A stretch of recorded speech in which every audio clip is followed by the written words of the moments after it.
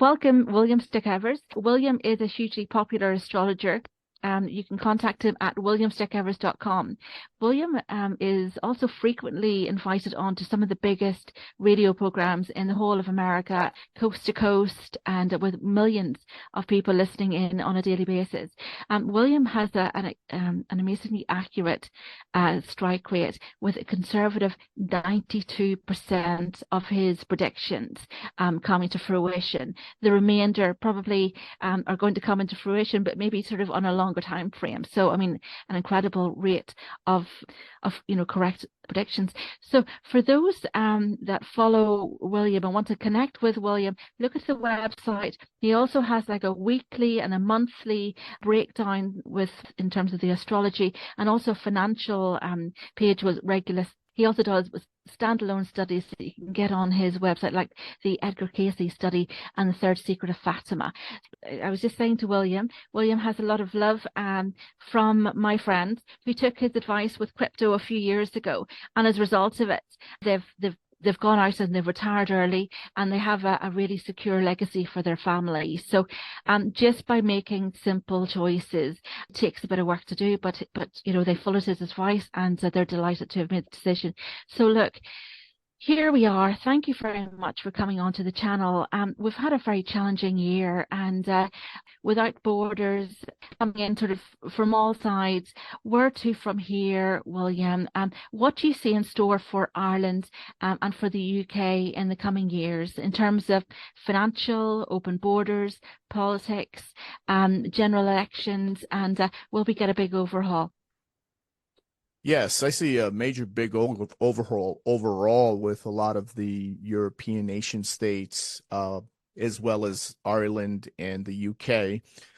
This all really comes down to the Jupiter-Uranus conjunction, which occurs every 14 years. And it's the most powerful, the most significant alignment for 2024. We're already feeling its influence. We're in the range of orb, if you will, of effect, and that range of orb will continue to culminate and peak sometime in late April 20th to be specific. And then it will continue to manifest its effects, its post effects, all throughout the remainder of 2024 into January of 2025. And this alignment is a period where we see major disruptive developments. It will certainly be a year of disruptive, unexpected developments politically, financially. It's going to be a year of rapid innovation, breakthroughs, significant changes in politics, markets, and business. And there's going to be a series of uprisings and youth defiance and grassroots movements happening within political parties. We're going to see the mainstream establishment narrative, even in Ireland, get very challenged next year. So I believe there's an election going on in Ireland, correct? In the summer? Yeah. So Ireland, we have a number of elections. I didn't look at the list, so I'm still formulating predictions on those. But we are going to see some major shifts in especially when it comes to the youth vote, particularly with the millennial generation. They're going to get their voice heard because Jupiter-Uranus alignments act as catalyst for social political movements. So on a societal level, it certainly energizes grassroots movements that advocate for social justice, equality, political reform. We're going to see a much more galvanized electorate. We're going to see that particularly in the U.S. election. But the role of youth, particularly with the millennial generation coming to maturity and the emerging Gen Z generation, are going to be very prominent with increased participation in political and social activism next year. That's incredible, William, because so far, actually, that generation have been completely quiet. We haven't heard a thing from them. We're sort of going forward, and we don't know whether they're completely compliant with the with the mainstream narrative. Literally, there's not a peep coming through. We have a situation in Ireland where the local, all of the radios and the TVs are all being paid to basically to parrot a particular narrative. So we don't know what anybody else is thinking. So it's was it I think at the moment we also have hate speech legislation where it's going to be illegal to speak out. Becoming illegal to speak out, yes. So we're going to see a lot of political consequences and kickback from that, those type of policies. Basically, what we see happening is that much of that dystopian type of much of that post-COVID dystopian type of blue pill narrative policies that are squashing free speech is going to be tremendous blowback that is going to ripple the fabric of the establishment parties, not only in Ireland, but also throughout Europe and the United States. And we're seeing it worldwide. There's certainly going to be a drastic divergence in messages where, right, we're going to see, there's going to be a major gap. So it's going to be very difficult for, we're going to see it much more in the youth. Now, I think a lot of the baby boomers who are already in retirement, a majority of them are transitioning if they're not already retired. They're the ones that, whatever the BBC says, that's the way they're going to vote, right? Or whoever the official version of the BBC equivalent is in Southern Ireland, that's the way they're going to vote. That's the way they vote in the United States. Whatever CNN and Fox says, you're going to vote for, whoever they endorse, that's how people vote. But that's only 1/3 of the population. 2/3 of the population now is comprised of millennials, Gen Z, and Gen X's, and they will not go along with the party line. So we're going to see major protests. I'll give you an example of what we're talking about here. If you go back just around to the last Jupiter-Uranus alignment, we had 17 nations go into full-blown revolt and revolution almost simultaneously throughout the Middle East and Northern Africa. I believe it was called Arab Spring. And those Muslim fundamentalist governments that were much more oppressive, believe it or not, than the current forms of fascist forms of government that I call it fascism light, that's sort of pretty much operating throughout Europe. We're going to see very similar situation unfold, particularly because the economies worldwide are in free fall, and the inflation is increasing. We're having currency debasement while economies continue to contract, and the upward social mobility of the younger generation is being sacrificed in order to maintain the baby boomer pension funds. Yeah, and just to explain that to people that sort of like myself, whenever you say that, it's like hyperinflation. I also follow another gentleman called Jim Willie from the joke, was it Golden Jackass? Yes. And he sort of describes it as our currency, that either things will double in price or go up as far as 5 times the amount of where things are. I mean, if anybody's looking to buy a car in Ireland at the moment, things are double the price where they were a year and a half ago. So, I mean, people are seeing it where there's all kinds of weird political anomalies that are sort of adding to that kind of a situation, but it's a shock that's coming to us. So it's not going to be improving it anytime shortly.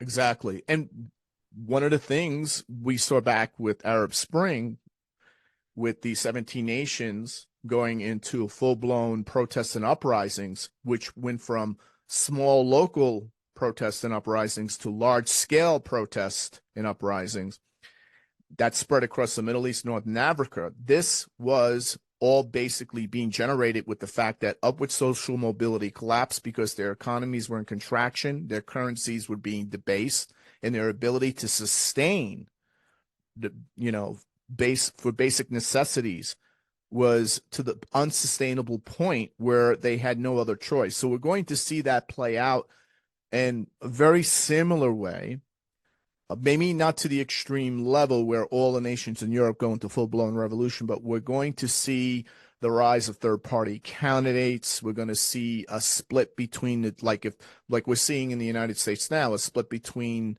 the parties. We see with the Democratic Party, people who will vote for Biden regardless of what the state of the American economy is, what the state of, they will vote for him regardless. And then you see other people splitting off to RFK Jr., who's run an independent campaign because people believe he's the true Democrat. He represents the true beliefs, values, and principles of the Democratic Party. And we're seeing that now happen with the Republican Party, where people align themselves with Trump. And then you have the old GOP, which is the grand old party represented by, the traditional Republican Party, where they're backing Nikki Haley, who is definitely more or less a war hawk for the military-industrial complex, which is really backing her campaign. So we're seeing a split in these parties,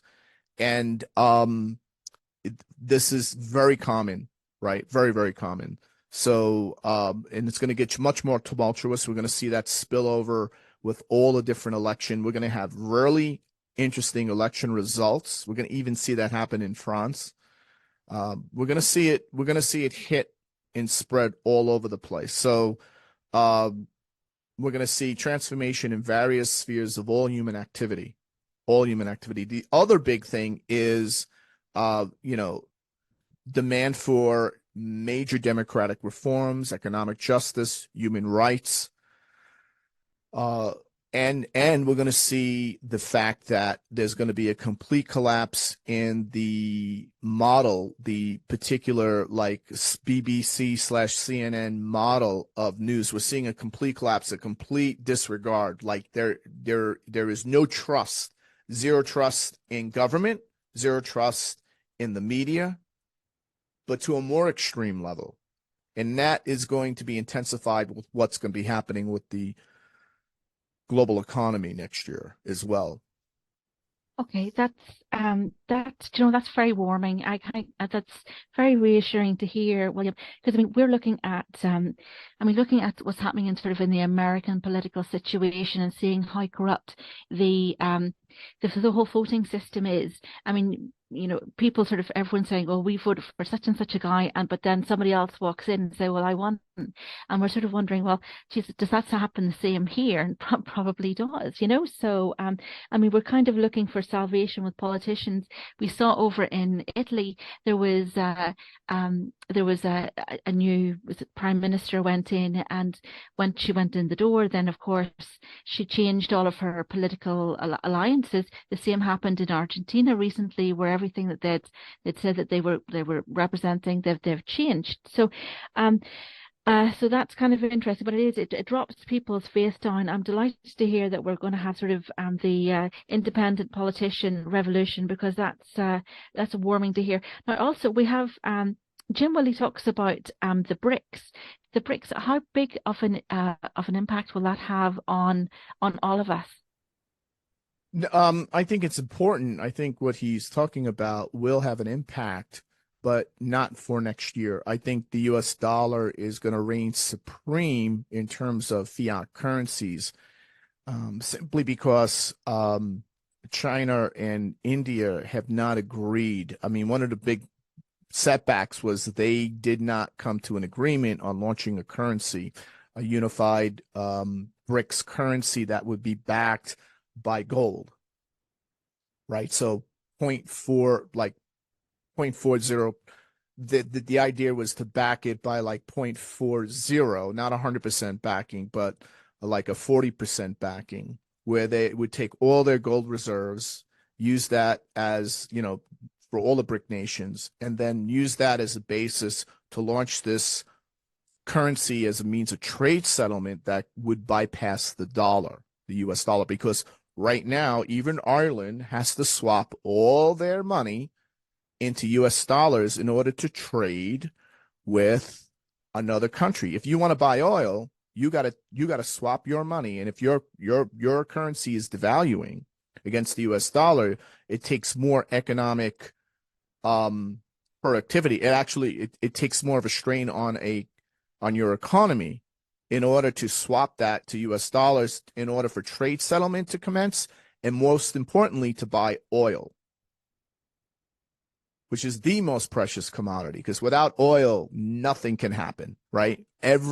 We still are using fossil fuel, gas, natural gas to make fertilizer, because without natural gas, you can't make any fertilizer, and then oil for 70%, 80% of all manufacturing.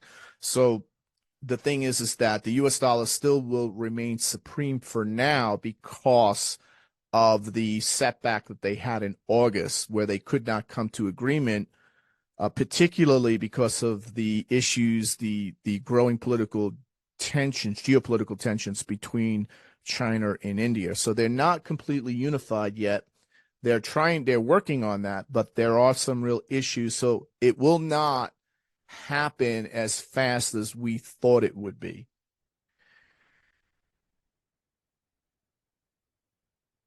William, here's another question that's just popped into my head because we're talking about sort of the loss of faith in governments. Now, looking at the legislation here, and I'm sure it's probably the same over with yourselves, we're getting more and more onerous kind of legislation come through in the guidelines, even in terms of people.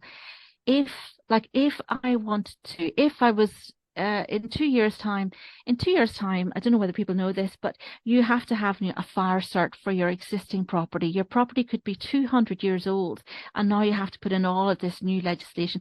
And not one single councillor or representative said anything about this. So it's going to add another €20,000 at least to everybody's house prices, or else what's going to happen now? But it seems to be this march for this whole grid situation. With these revolutions that you're talking about sort of next year, and people actually standing up and sort of saying, no, we've had enough of this, is that going to be marched back again? Because they're all talking about pushing this grid and this smart revolution where basically we're going to be controlled. Is there any kind of a pushback on that, William? Yeah, I mean, there's no doubt that Ireland is the model for the dystopian state, right? I mean, we're seeing you will own nothing and be happy. Ireland has let's just say the powers that be and the establishment parties, along with the media and corporations, have a cohesive vision to implement many of the policies of the World Economic Council. So Ireland is one of those nation states that are moving forward with that much faster than most other nation states. You see it happening, of course, in France, and you're seeing a lot of kickback resistance happening in Italy. But Ireland definitely is Southern Ireland is definitely, we're seeing it happen, of course, in the UK as well. But definitely Ireland, the government, there's a major disconnect. So I think the government is essentially hijacked. That's the big issue. It's been hijacked. And meaning that there are people who are giving lip service to voters, but basically implementing policies once they get sworn into office that go completely against the Irish Constitution, and certainly works against the people, right? So so right now what we're seeing is, in the current Irish mindset, is one of low trust in politicians, and we're going to see a complete collapse in that trust.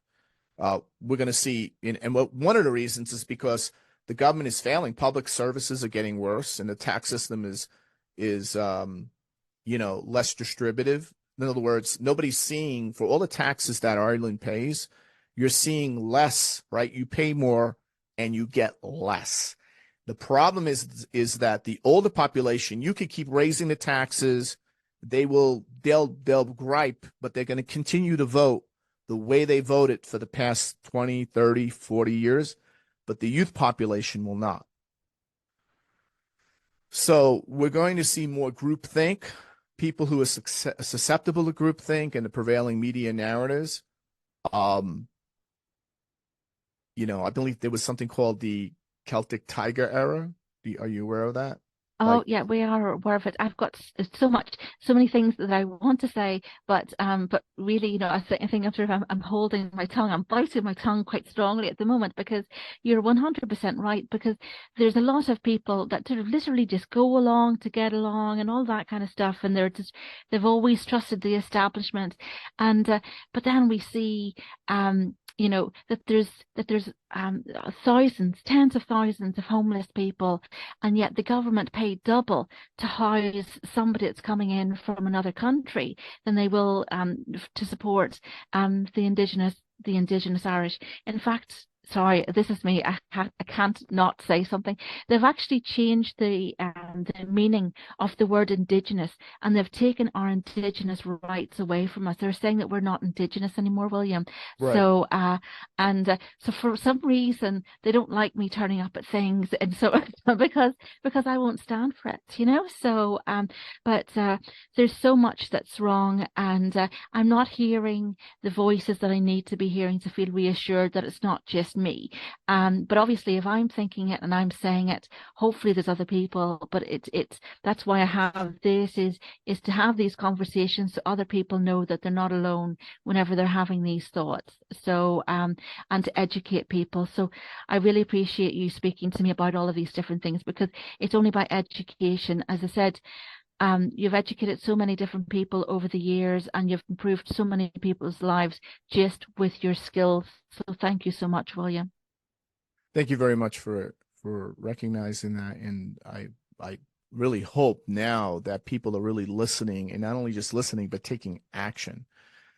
We have to remember that the media is going to triple down because they play such a crucial role in shaping public perception. And this public perception is all basically playing into their insecurities, their irrationalities, in order to convince people to vote in a particular way that works against their own human rights, their own principles, their own values, their own beliefs.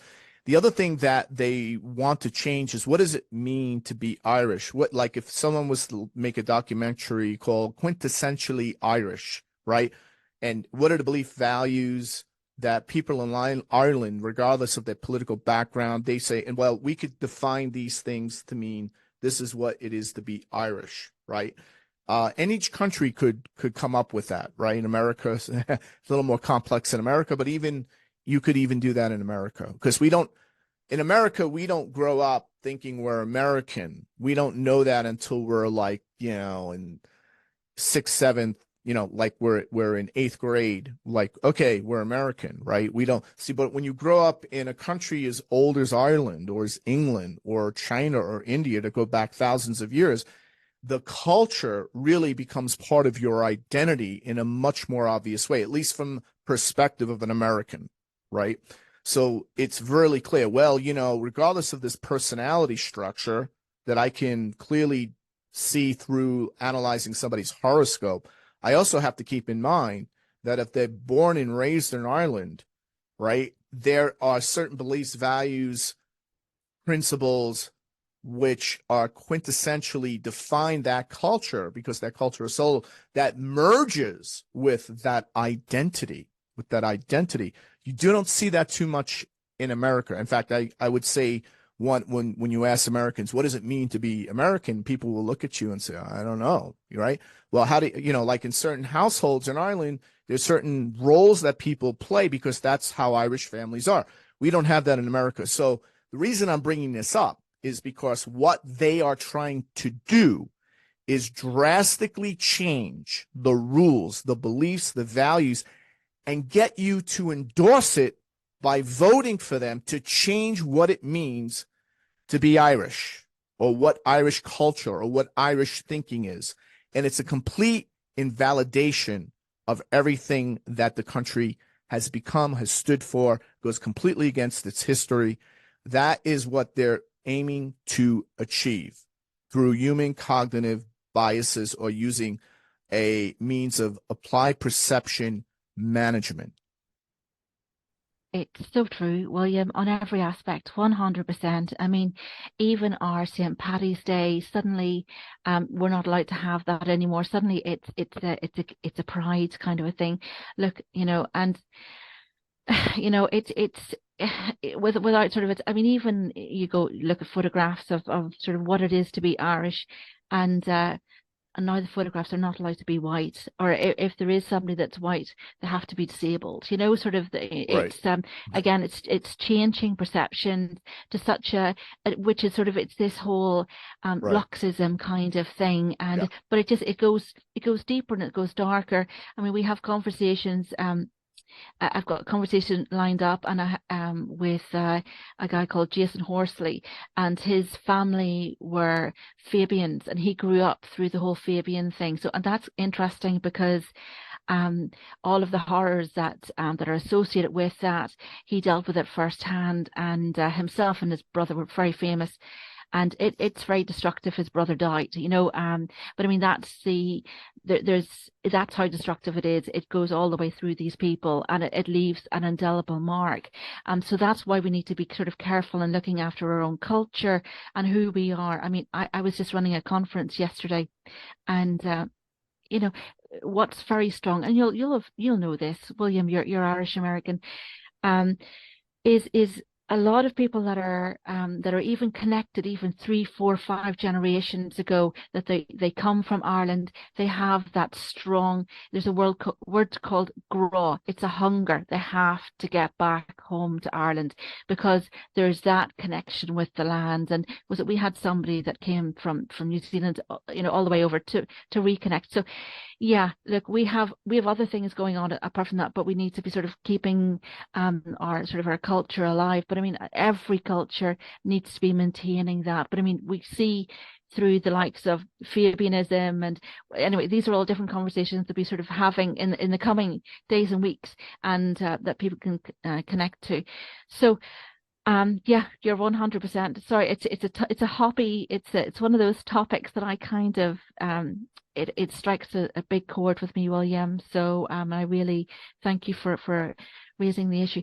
So look, what do we see for Europe? And also looking at the map of Europe. You had a great chat about a sort of, I think it was a 3-part series or 4-part series about Edgar Cayce there 5 or 6 weeks ago on your own webpage. And I mean, it's incredible. Edgar Cayce, for people that don't know, he was known as the sleeping psychic, but he had a remarkable strike rate with regards to his accuracy. But one of the odd things was he had changes in the landmass, and people were saying, is this something to do with polar shifts or whatever? But a lot of flooding, and also the raising of some lands, like sort of the Atlantean lands, your Lemurian lands. And I thought, you know what? I'll ask William Stickevers, because if somebody knows, it's William. Here, what do you think, William? Right. So, for people who don't know, I mean, Edgar Cayce probably was the greatest psychic of the 20th century by far, because of the scope of the scope of his readings cover virtually every field with depth and detail, and could be falsified and proven true. So, in other words, looking back now, historians, journalists, and researchers are now validating his prediction level is somewhere around close to the 90% level in specific cases, and in treating people specifically medically, and also in terms of his larger global world predictions, spiritual predictions. And the other thing that really was startling was he was coming up with a completely different history going back to ancient Egypt that goes contrary into the academic history of what we believe our origins are. And they were getting more and more confirmation from what Cayce found in the archaeology that is going very counter to the academic, let's say, blue pill archaeology, where, the belief is that civilization really started 5,000 years ago, right? Around the time of the Copper Age and when the Bible was written and all that. And Cayce goes into a completely different history, which was considered heresy back in the 20s and 30s, because he was, basically he was a very devout Christian, right? So he talked about a wide number of things for over 4 decades when he was reclined on his sofa. He would go into a deliberate trance, and he could traverse time and space, and he offered, his predictions on war, medical, he was doing a level of medical analysis and medical medical diagnosis, prognosis, and then providing specific medical remedies that worked, right? That for uncurable diseases, even for today. So, and he was, again, reinterpreting historical narrative. The reason I'm prefacing this all is because if what he said about the past is proving out to be true in terms of the revised timelines, now they're saying, well, yeah, the timeline of the pyramids goes beyond 12,000 years. Cayce talked about that. He actually gave precise timelines. And he said the pyramids were a result of the Atlantean destruction, meaning the Atlanteans, who became more or less refugees, were taking their technology and building those pyramid structures, et cetera, et cetera. And he actually went into where there are certain facilities where they kept certain technologies, which we have now with ground penetrating radar. The American archaeological teams and researchers have validated, but the Egyptian government, of course, wouldn't let us get access to that.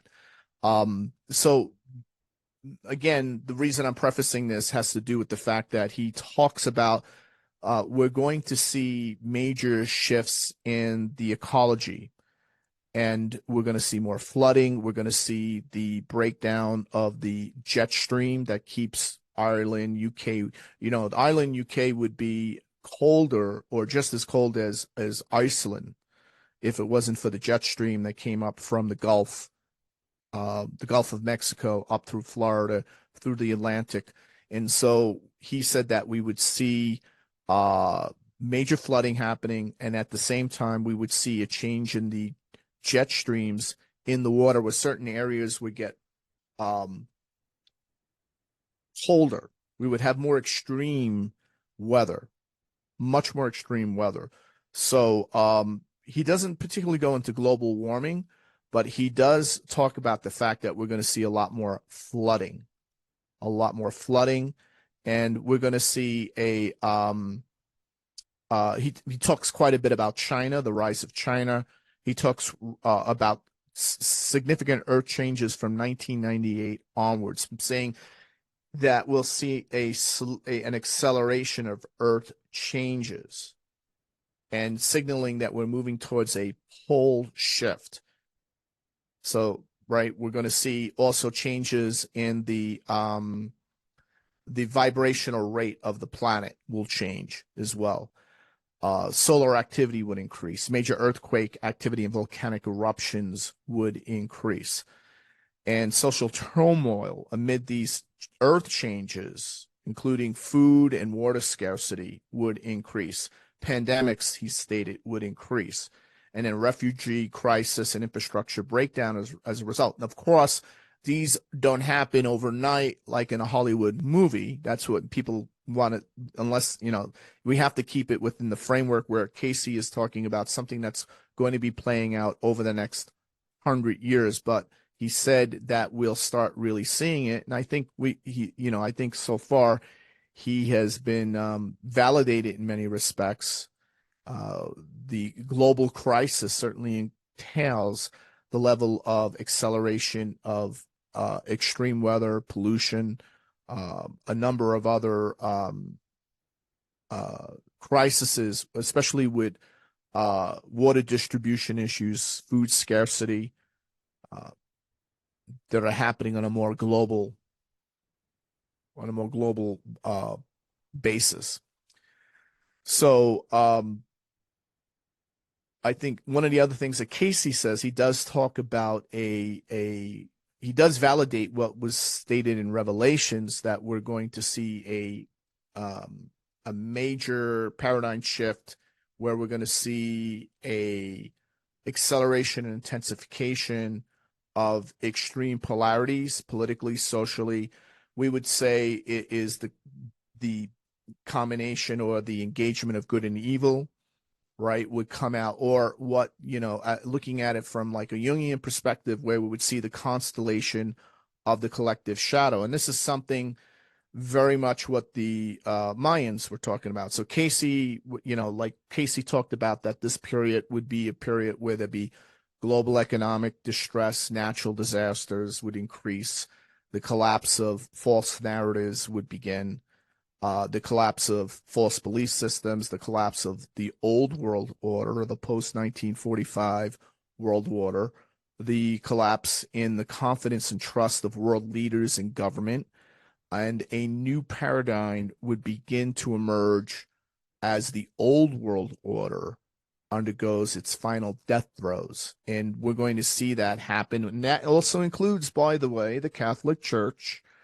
which is going to go through an existential crisis for other reasons. Not just the Catholic Church, but we're going to see all the global religions. And so Cayce predictions correlate very closely with what the Mayans were saying about this period between 2012 and 2032.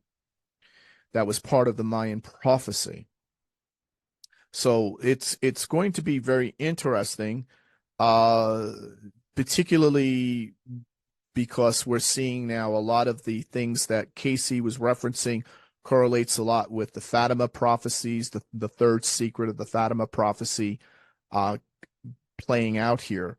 And of course, Cayce talks about the Battle of Armageddon on July, I believe it was in July of 1932. He gave a reading where he described the Armageddon struggle on Earth in the future, saying basically that we're going to see a literal spiritual, psychological, and literal physical battle happening during this period between that. He mentions 1998. He doesn't give a precise year, but within the range of the Mayan period of 2012 and 2032. So certainly, we're seeing a convergence, a very similar, a lot of what Cayce touches on, other prophets and other prophets in history have been saying the same thing. And it's very clear we are in a global crisis. I don't think anyone at this point could say we're not in a crisis.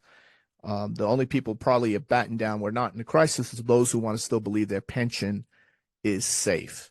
So, but the younger population is being galvanized. That's one of the other things Cayce stated, that the younger population that were coming of age would be galvanized spiritually to take action, to be part of this transition, this paradigm shift into a new period of humanity. And so that's the larger thing that Cayce stated. So yes, the ecological issues and the flooding and the remapping of Europe, where we're going to see, and a remapping of America, they may not happen as fast, but they're in progress and are part of the larger transition, this paradigm shift transition that we are in. And what we're seeing now is one group that are completely blue pill, regardless of their age, demographic, background, etc., and another group, what I would call the red pill, that are actually participating in some capacity towards this shift and change. And this is happening globally. Yeah, exactly. It's great to hear you sort of say these different things, that there is actually a change, because I suppose my fear would be that there's more of the same, because I don't think it's easy for us to be sort of sucking up what we're sort of witnessing at the moment.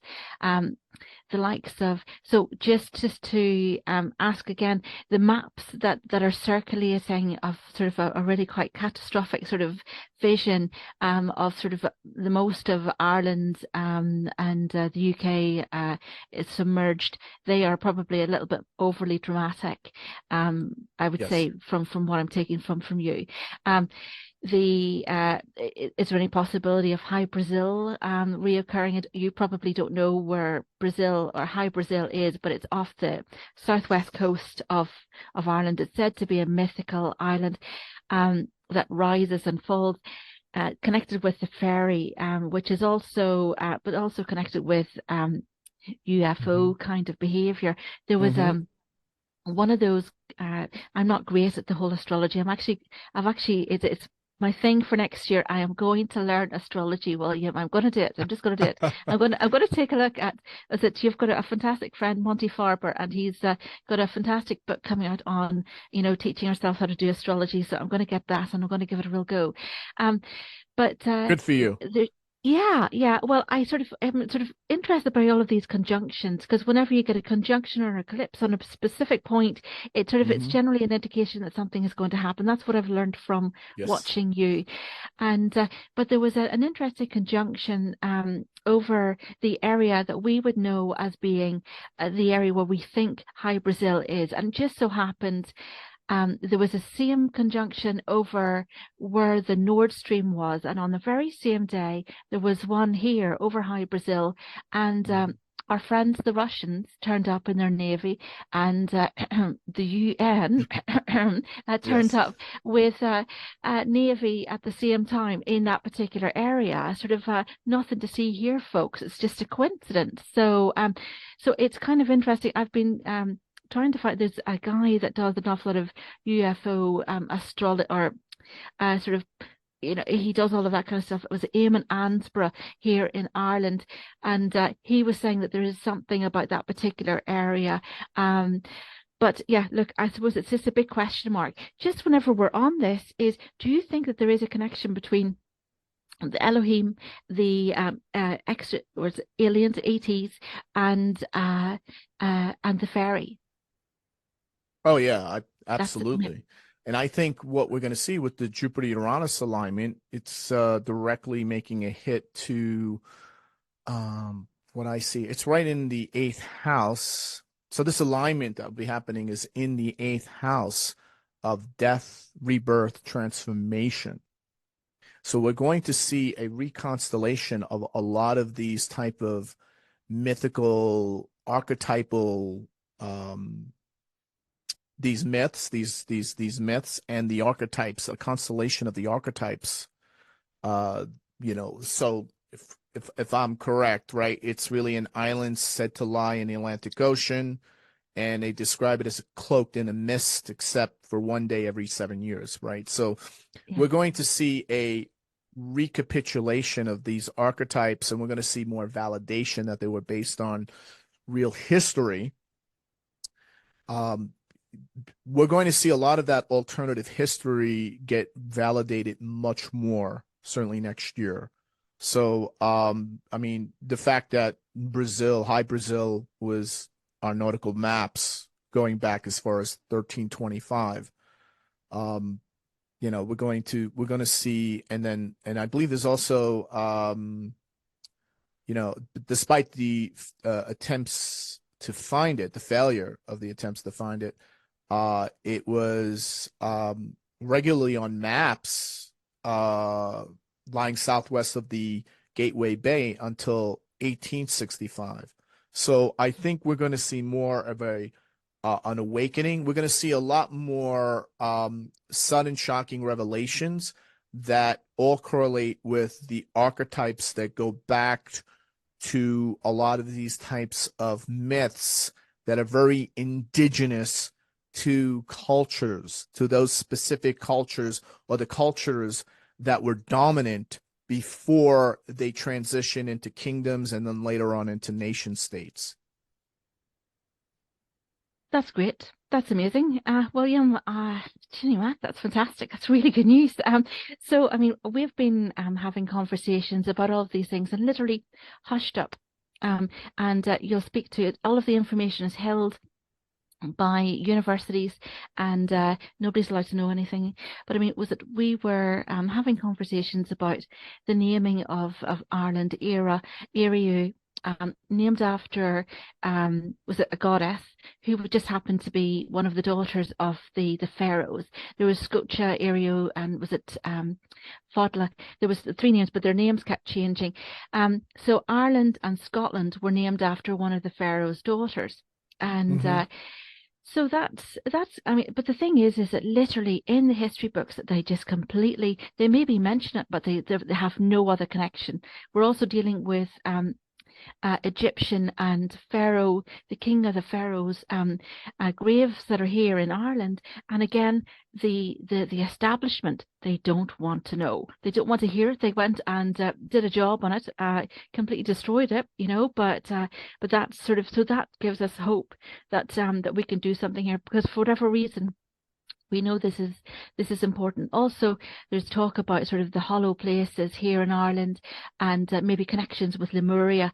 Is it Lemuria? That's in the inner earth.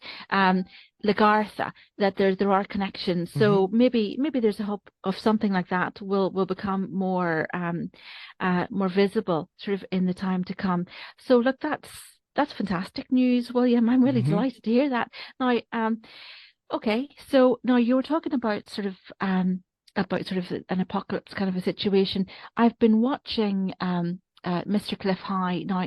I do from time to time, and he has his sort of books about sort of what he thinks is happening. He goes through. He's a very intelligent man.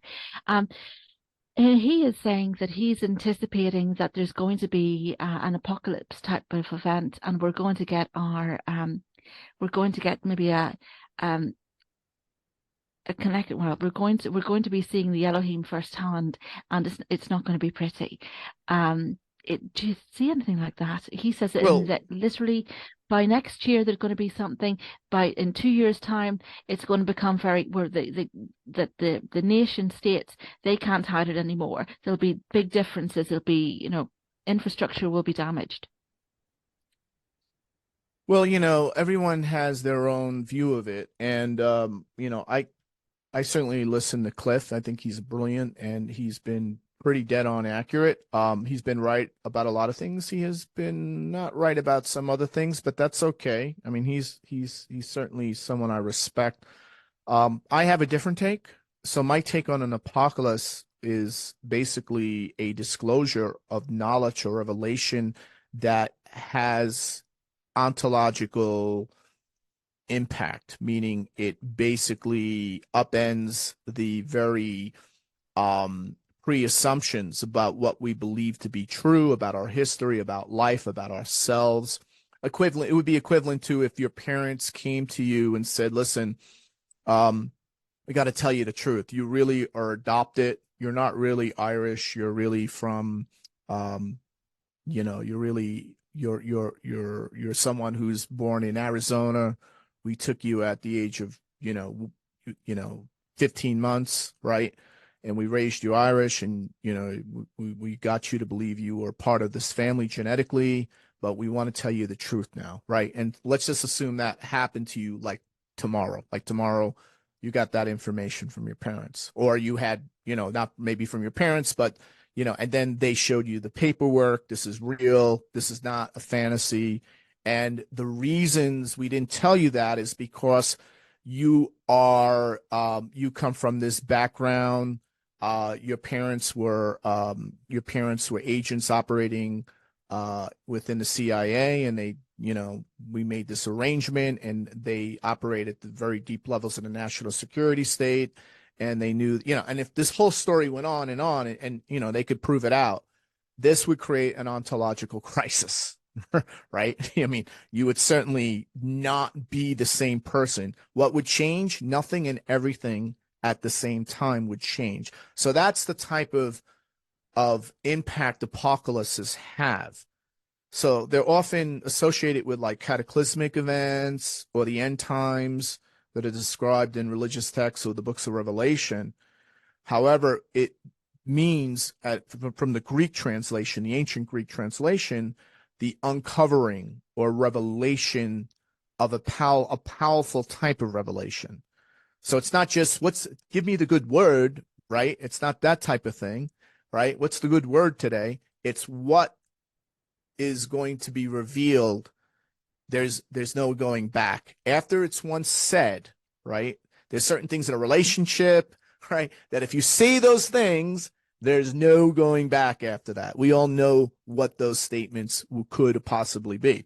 So it's the same thing where certain revelation, certain statements, certain validation that invokes an awakening to certain profound truths and knowledge that will have ontological invoking, that will invoke an ontological shift in humanity, in civilization.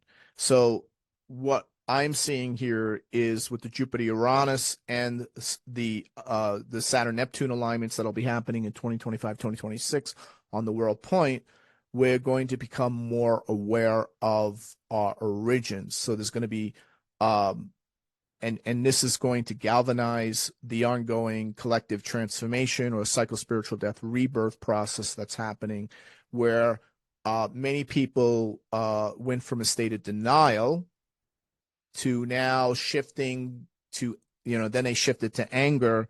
And then you see a lot of people, particularly in Ireland, in the bargaining phase, right? If I can just retain some semblance of normalcy in my life, my house, my shitty job, my pension, perhaps the rest will become bearable. So that bargaining, we're at that point. And then we have the apocalypse in the next stage of the collective transformation process, where people will, there'll be the result of that revelation will cause either depression, it's hopeless, the weight of despair is just overwhelming, what's the point? Or it will galvanize, right? So we'll see two groups of the population will be depressed, or the other group will be completely galvanized by this and accept it, and basically saying, these are the cards I've been dealt with. It's now up to me. It's now up to us to play our hand with the utmost skill and resilience as we transition into a new world. So that is what I see happening. And, it's going to be much more shocking to certain countries. Other countries like Japan will be fine. They'll be fine with it. Or, right. But like other countries where certain types of religious institutions that are much more fundamentalist and rigid in their dogma are going to really shake the foundations of be shaken, and that will shake the culture. So a lot of things, what you will find out is it's really going to get people to go into total depression, or it'll be a much more uplifting. Ultimately, it'll be uplifting, focusing on enlightenment, unity, rather than destruction and chaos. But we're certainly going to see, a for lack of a better term, an ontological crisis. And I think that is what's really happening now in America. I mean, America is leading the apocalypse and the ontological crisis, particularly when it comes to the UFO issue. Yes, and that's the what Cliff had actually said about it, because it was just in one of his recordings in the last couple of days. It was very interesting. Was he had said that he's predicting that that there'll be a big revelation, which is no revelation to many of us, that a lot of the religions are based on the the likes of some of the Near East kind of religions. With the Rome kind of religions, that in the original Bible they were the Elohim were commonly sort of referred to. There was images of them and so forth. And even if you look at the carvings going back sort of thousands of years, we see images. Even the talk about sort of the that the Hii arrived to Ireland, in flying ships. So. Yeah, so that's apparently what's going to be coming up, and people are going to find that quite difficult to deal with, sort of because it changes everything. When he discussed also that whenever we look at the root of the words, that we can see where the L are. If we look at our the likes of our archangels, the likes of Michael, that it's L at the end, the same as Raphael, Oriel, Uriel, that these are all the L, the Elohim. So I think that's where this ontological crisis that you're talking about, that's where he's predicting is going to be. So yeah, so look, I suppose the rest of us that have been sort of looking into this for the last number of years will be going, yeah, we knew this, so yeah, Right. as you say, the rest of us will be feeling kind of, yeah, we're right on this one now, so that's great. Yeah, okay, that's yeah, that covers sort of most of those questions that I actually had put to the one side there, William. Well, I Uh, think the bigger issue right now, like what's going to invoke changes in a religion, is again, going back to the ontological shock with the, UAP or UFO mhm, revelations that are coming out of Washington. I don't know what you're hearing in Ireland, but what that we're talking about now, the US government, the Senate has actually stated that they are concerned now if they don't pass a bill that is robust enough, we are verging on catastrophic disclosure. So that would be a form of disclosure referring to the sudden and uncontrolled release of information about UFOs, about the alien presence on Earth or extraterrestrial intelligence that has been operative since 1947 onward. And this kind of disclosure could happen without adequate preparation or context, leading to widespread fear, destabilization, in contrast to what the government is trying to do now with a more gradual managed disclosure process. So I will tell you right now, it's going to destabilize. The risk of destabilization next year probability accelerates or increases dramatically, where we see society struggling, government struggling, the Catholic Church, for instance, struggling with the implications of a revelation leading to massive social unrest or conflict, simply because once there is people at the highest levels of the U.S. government, U.S. military industrial complex that now present compelling evidence to journalists, independent journalists, who are now very interested in what's being discussed. Because what just happened, folks, if you're not aware of it, that the U.S. government basically validated that there is a cover-up, or there was a cover-up, that basically the allegations made, right, by a significant number of ex-government officials, military officers, scientists, along with former Senate Majority Leader, that the U.S. government has recovered craft of unknown origin, and these go into the transfer of such crafts to defense contractors for analysis and ongoing reverse engineering programs that have been operational since 1947. So basically, the cat has been let out of the bag. This is equivalent, by the way, when Martin Luther signed his 95 theses on the Wittenberg Cathedral wall or on the door, and basically invoking the Catholic Reformation, the Protestant Reformation, basically the Protestant Reformation that began the transition from kingdoms into nation states. So you have to remember, when that happened on Halloween of 1517, they just figured, well, we'll just excommunicate this idiot, right? And it'll go away, right? Just like what happened in December 16th, 2017, when the New York Times, what did the New York Times do? The New York Times published those videos from these defense videos. This was authorized by the Pentagon. These are real, legitimate videos. It's very equivalent to what happened with the Martin Luther development, because they came out with those videos, right? Remember the New York Times video, Department of Defense, the ATIP program, basically showing that the U.S., the most sophisticated, powerful, advanced jets in the world were no match for these craft that they were engaging, they were viewing. This is all over the New York Times. I mean, people have seen the ATIP video now throughout the globe on the internet. That was the beginning. That was equivalent to when Martin Luther signed those 95 theses on the Wittenberg Cathedral. So the point is that they thought they could stop it. And what has happened since?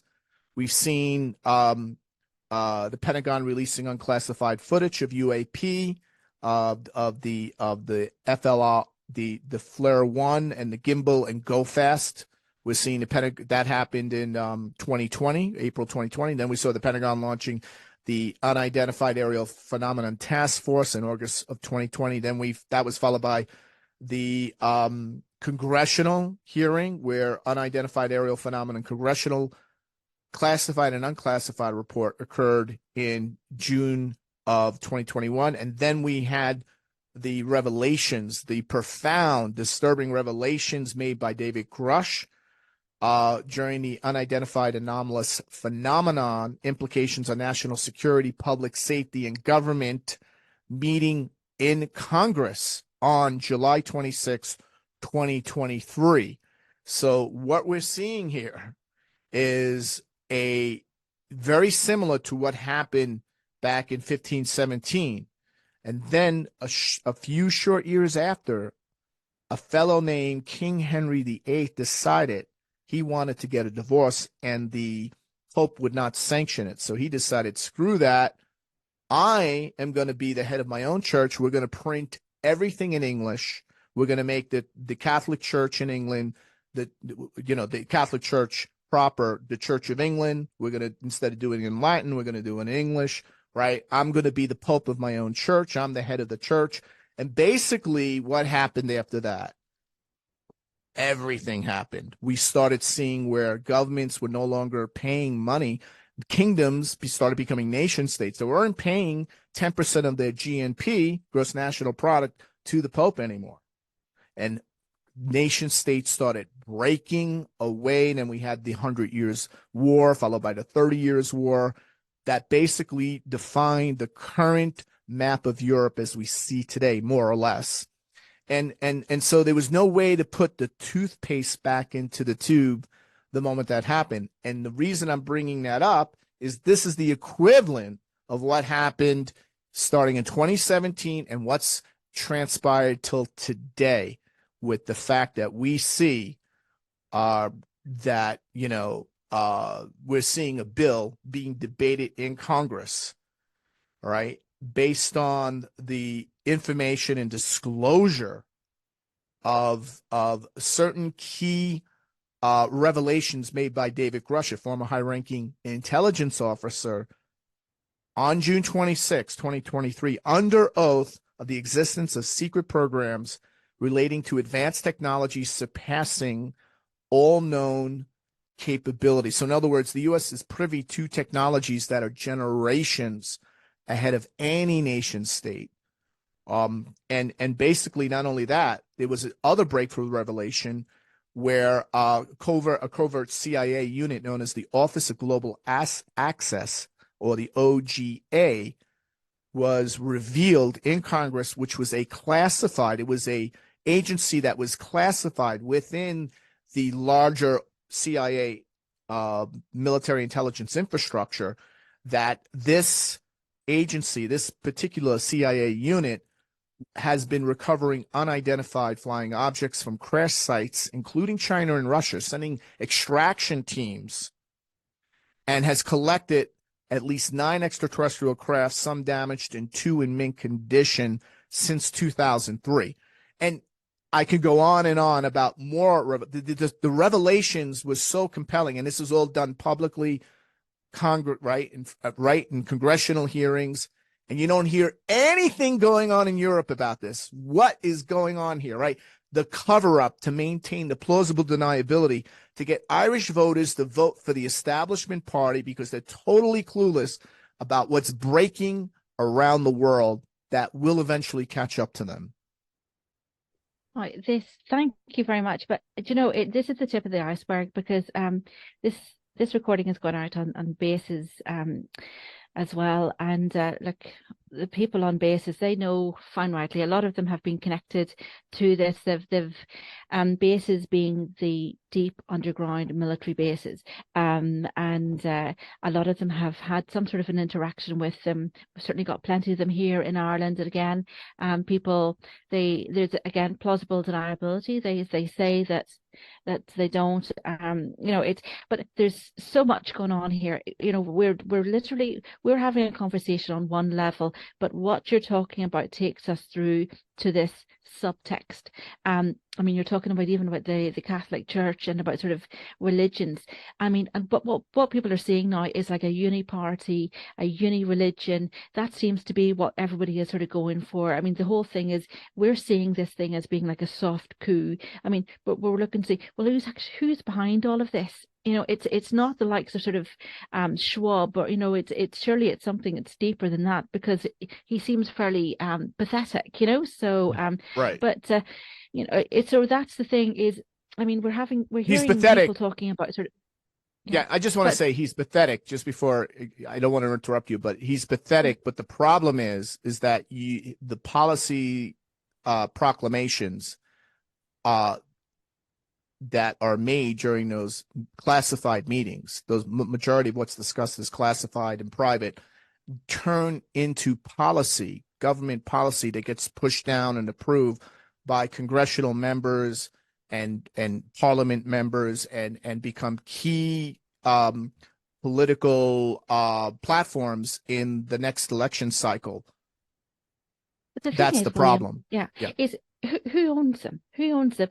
We have sort of looking back, I've been dealing with sort of a lot of older literature, sort of to look into the current situation, because we see the likes of C.S. Lewis and the Fabian agenda, sort of literally they were documenting this 100 years ago, and now we're sort of like trying to we see that they were putting all of these different things. They were slow walking into this situation 100 years ago. So literally step by step, just it was a war of attrition into this whole situation to really have us well and truly captured. But we're kind of onto them. But is finally, but look, how are we going to be able to push back? We had we're looking sort of at Trump and all of these great people that were going to come in and save the day and so forth. And, there was talks about, was it Gene Decode? And he would talk about sort of these wars that are underground and so forth. And they were reclaiming the whole thing, and we were cleaning the whole thing out. And that sort of these, but is any of that actually real? We looked to the skies, and we had Elon Musk trying to bust through the firmament, and we were getting red skies there last week over in, I think, your part of the world, and we hear about sort of that there's a possibility that there's big issues happening in the moon at the moment, and that's fully occupied. It's just like we're hearing all of these things and sort of in the undercurrent, and we're wondering what is real and what is not real. We had Miles on my little channel, and we were discussing all of these was it UFO kind of situations that were here in Ireland, and my eyes were opened. Really, they were opened. But it is, what is your take on of that, William? Well, I'm not really clear what the question is. I get the gist of what you're saying, but what are you really asking me here? Basically, we're on the tip of an iceberg. We're having a conversation with one level, but there's something happening beneath the ground. Are those places being cleared out? These guys that are behind all of these soft coups, are they going to be brought to account? Will there be justice with that? We hear that that Europe is about to fall, and Germany would be the first one out. What are your thoughts?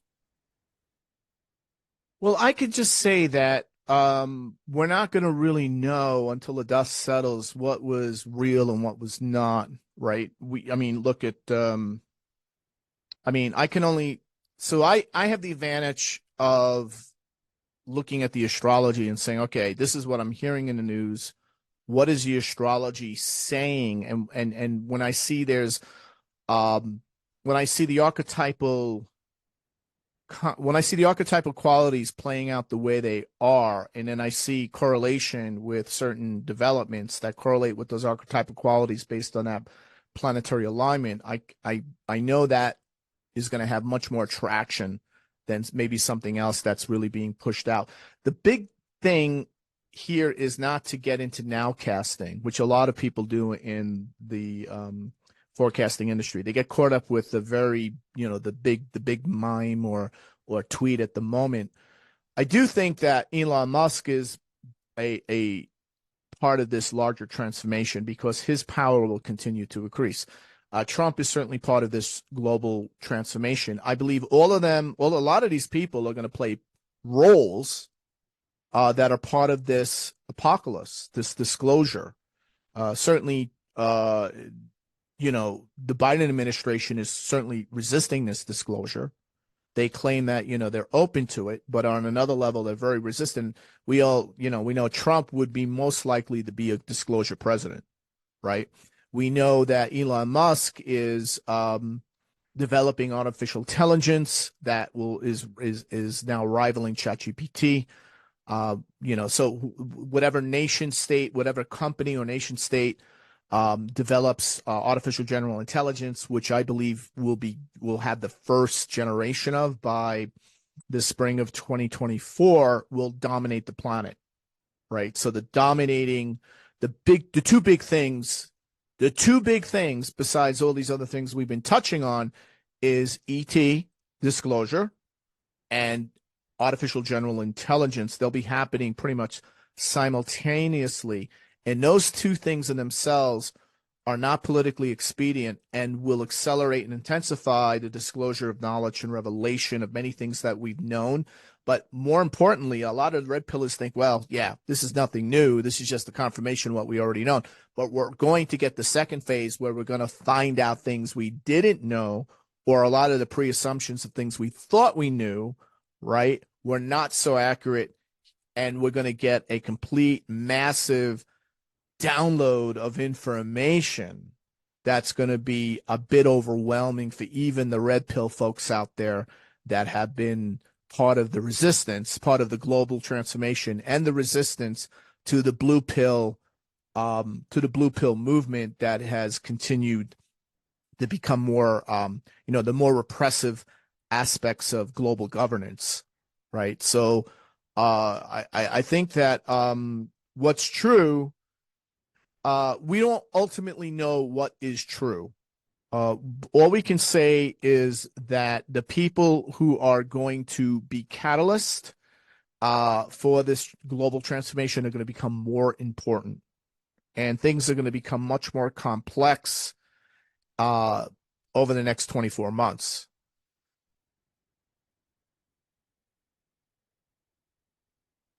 That's great. And what about, look, this may be a bit emotional here. We can maybe edit this out. What about these open borders things? We're kind of feeling that we're lost. We're kind of feeling that we've lost our country. We're kind of feeling that that we're losing our culture. We're being invaded. Are we going to be able to deal with this situation, William? I mean, are we going to get our country back? Is it going to be the way that it was, or is it gone completely now? Yeah, it's a good question. We're seeing the same thing happen here in the United States, not to the scale that it's happening in Europe, but we still have an open border, and this is a big contentious political issue. What they're trying to do is dilute or debase the culture. And that's part of this program. So you're going to see that the totalitarian democratic state of Ireland is going to triple down on the policies as you get closer and closer to an election. And we're going to see that happen in the UK as well. But while that's happening, we're going to see the protests, the kickback, the blowback, and the ramifications of all of that is going to hit the downside impact of all of that is going to hit the economy. But when you have no trust in institutions or no trust in government, like something we covered a bit earlier today, uh, you know, there's without trust, without the rule of law, without the trust in the rule of law or in policy, where policy is not being executed, where there's resistance, there's no doubt about it. We're looking at social revolution. So I think Ireland is, I think the youth is looking at the fact that that Ireland is in a place of social revolution. There's a growing red pill social revolution moment that is brewing faster than anybody believes.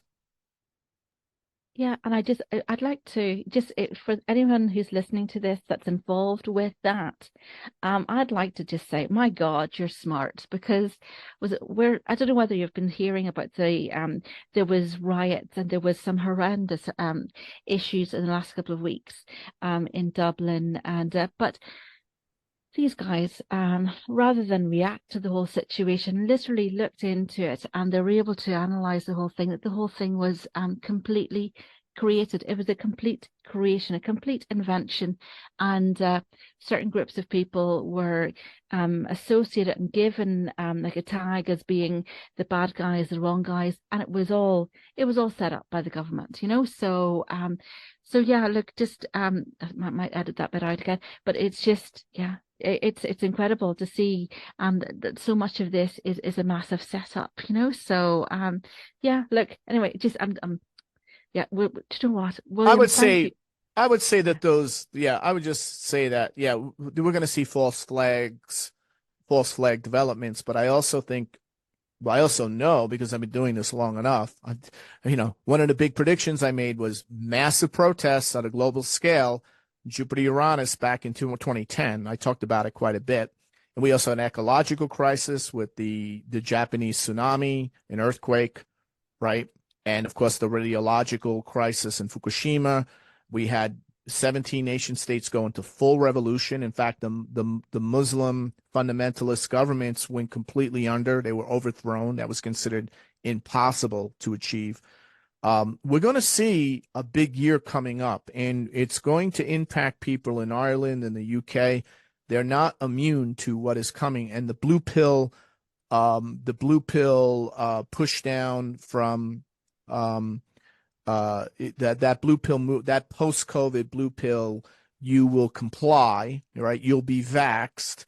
You will do what we say. You will own nothing and be happy. That's going to complete that whole woke agenda is going to completely collapse as governments continue to double and triple down on that starting next year. So I think that's the good news. I do think, and of course, while that's all happening, we're going to see more disturbing, powerful, validated. This is not going to be conspiracy theory revelations. They're going to say, no, this is coming out of the Senate. This is coming out of Parliament. This is coming out. We're going to get very, very, we'll put it this way. It'll be so disturbing that CNN and BBC will not be talking about it, but everybody else will.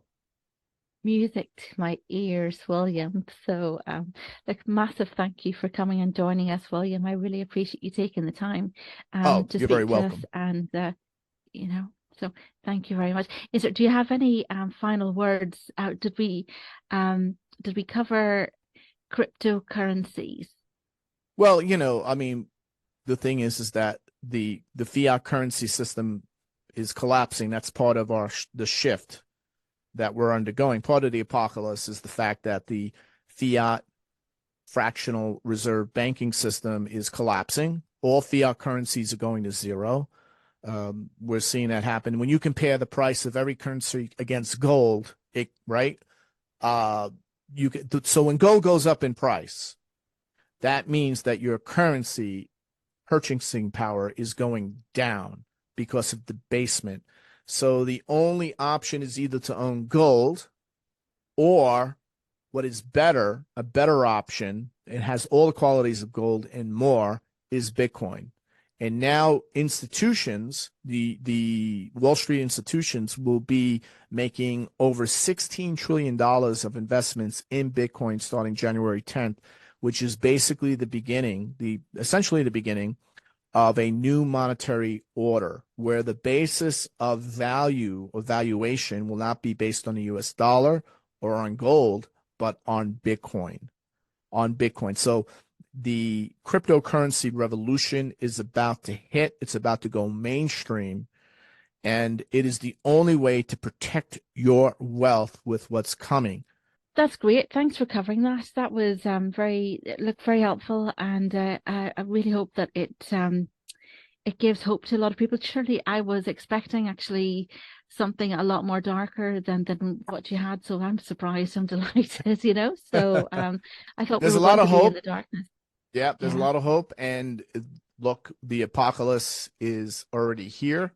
yeah, And the goal here is, I think the key thing is not to play in the victim, yeah, right? I think playing into the victim role gives you a sense of significance and momentary certainty or security, but ultimately it prevents us from taking action and making decisions. Our destiny is based on our decisions, right? When I look at people's decisions, especially when they made those decisions during key planetary transits, I have a good idea of where their destiny is leading them towards, where I can make very informed and accurate predictions based on that. So I think it's important now where we don't play the victim. We realize that this is an empowerment. This is a period of massive awakening and empowerment, and that these apocalyptic or apocalypse types of disclosures of profound knowledge and disturbing but empowering revelations are ultimately there, happening not to us but for us to make decisions, powerful decisions in terms of where we want to direct our life and what type of culture, what type of country, what type of civilization we want to be living in from here on out. The only one. Remember, England and Scotland, well, not all of yeah. Scotland, but Part of all it, of England and Wales Octavian's were yeah, vassal states of the Roman Empire. So Ireland was yeah, able to yeah. resist the Roman Empire. Ireland can resist the globalist agenda right? So it's in them, if they're capable. It's just that they have to make the decision. I want to thank you for giving me the opportunity to speak on your podcast. I look forward Great, to our future discussions, great. and let's see how 2024 begins to unfold.